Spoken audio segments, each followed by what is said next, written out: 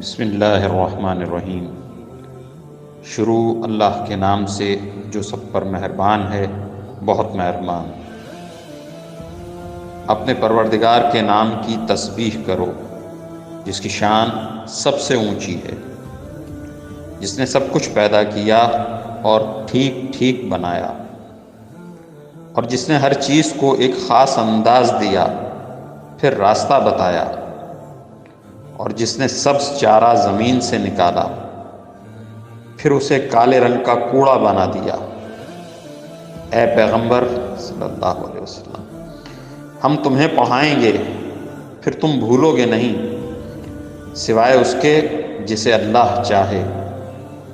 یقین رکھو وہ کھلی ہوئی چیزوں کو بھی جانتا ہے اور ان چیزوں کو بھی جو چھپی ہوئی ہیں، اور ہم تمہیں آسان شریعت پر چلنے کے لیے سہولت دیں گے، لہٰذا تم نصیحت کیے جاؤ اگر نصیحت کا فائدہ ہو۔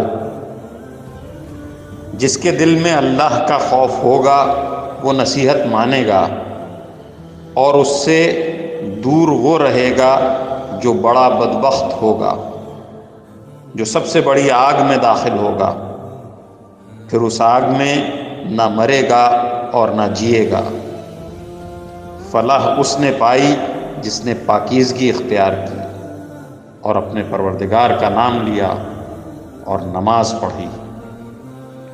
لیکن تم لوگ دنیاوی زندگی کو مقدم رکھتے ہو، حالانکہ آخرت کہیں زیادہ بہتر اور کہیں زیادہ پائیدار ہے۔ یہ بات یقیناً پچھلے آسمانی صحیفوں میں بھی درج ہے، ابراہیم اور موسیٰ کے صحیفوں میں۔